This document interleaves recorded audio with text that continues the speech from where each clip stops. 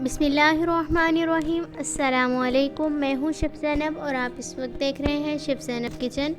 آج ہم اپنے کچن میں بنا رہے ہیں مزیدار سا دیگی سٹائل میں مٹر گوشت۔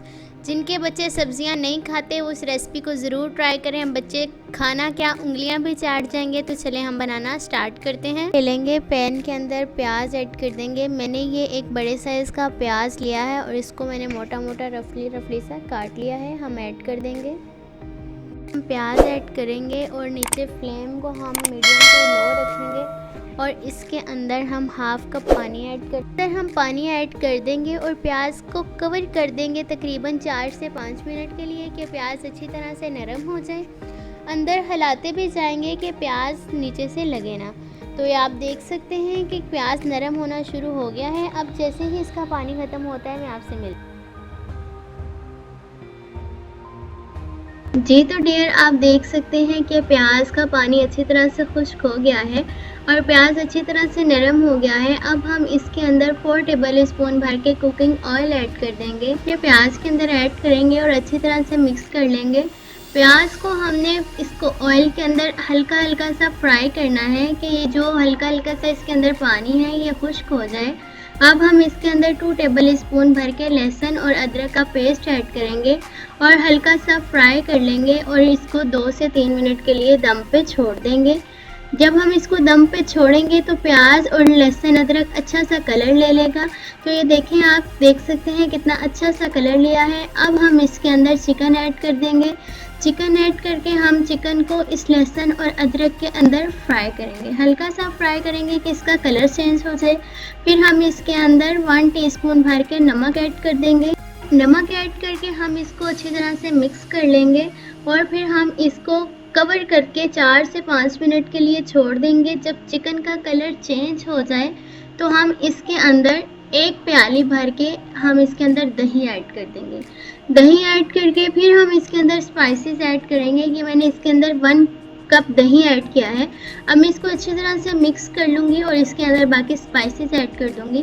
لال مرچ کا پاؤڈر ایڈ کر دیں گے 1 ٹی اسپون بھر کے۔ ہلدی پاؤڈر ایڈ کر دیں گے 1/2 ٹی اسپون اور اچھی طرح سے مکس کریں گے اور اس کو کور کر کے چھوڑ دیں گے 5 منٹ کے لیے۔ چکن کو میں نے کور کر کے چھوڑ دیا تھا تقریباً 5 منٹ کے لیے۔ یہ ہلکا ہلکا سا فرائی ہو چکا ہے، ہلکا سا تیار ہو گیا ہے۔ اب ہم اس کے اندر ایڈ کر دیں گے مٹر۔ ہم نے چکن کو فل تیار نہیں کرنا، فل کوک نہیں کرنا۔ ابھی ہمارا ہاف کوک ہوگا تو ہم اس کے اندر مٹر ایڈ کر دیں گے۔ 1/2 پیالی میں نے مٹر لیے ہے۔ میں مٹر ایڈ کر کے اس کو اچھی طرح سے مکس کر لوں گی اور بھون لوں گی۔ ہم اچھی طرح سے بھونیں گے اور کور کر کے چھوڑ دیں گے تقریباً 5 منٹ کے لیے۔ اب ہم اس کے اندر قورمہ مسالہ ایڈ کریں گے تقریباً 1/2 ٹی اسپون بھر کے۔ یہ ایڈ کرنے سے اس کے اندر بہت اچھا فلیور آئے گا اور دیگی سٹائل میں یہ تیار ہو جائے گا۔ اب میں اس کو اچھی طرح سے مکس کروں گی۔ دیکھتے ہیں کہ میں نے اس کو اچھی طرح سے مکس کیا ہے۔ اب یہ بھون گیا ہے، ببلز آنا شروع ہو گئے ہیں۔ اب میں اس کے اندر 1/2 کپ پانی ایڈ کر دوں گی اور اس کو دم پہ چھوڑ دوں گی تقریباً 10 منٹ کے لیے کہ مٹر ہمارے اچھی طرح سے گل جائیں۔ جی تو ڈیئر اگر آپ اسی دوران چینل پہ نئے ہیں اور آپ نے چینل کو سبسکرائب نہیں کیا تو آپ چینل کو سبسکرائب کر کے بیل کے آئیکن کو پریس کر لیجئے۔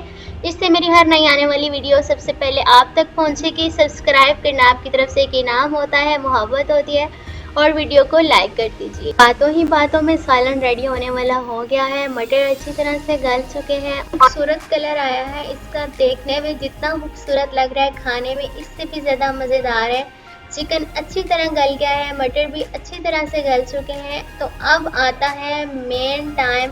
ہم پاکستانیوں کے لیے شوربہ تو بہت ہی اہم چیز ہے۔ شوربہ ہر چیز میں مزہ کرا دیتا ہے، لیکن ہم زیادہ شوربہ نہیں کریں گے، ہلکا ہلکا سا کریں گے کہ روٹی کے ساتھ سالن اچھی طرح سے لگے۔ میں نے اس کے اندر 1 پیالی بھر کے پانی ایڈ کر دیا ہے۔ اب پانی ایڈ کر کے مکس کر لیں گے اور اس کو کور کر دیں گے 2 سے 3 منٹ کے لیے۔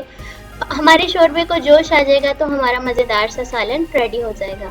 تو دیکھیں شوربے کو اچھی طرح سے جوش آ گیا ہے تو سالن ریڈی ہے۔ اب ہم اس کو ڈش آؤٹ کر لیتے ہیں۔ ابھی میں نے اس کو ڈش آؤٹ کر لیا ہے۔ دیکھیں کتنا خوبصورت لگ رہا ہے۔ جتنا دیکھنے میں آنکھوں کو خوبصورت لگ رہا ہے اتنا ہی یہ کھانے میں مزیدار ہوگا۔ آپ کے بچے انگلیاں چاٹتے رہ جائیں گے۔ تو اگر آپ کو میری یہ ریسیپی اچھی لگی ہے تو فرینڈز اور فیملی میں ضرور شیئر کریں، ویڈیو کو لائک کریں اور چینل کو سبسکرائب کریں۔ کر کے بیل کے آئیکن کو پریس کر لیجئے۔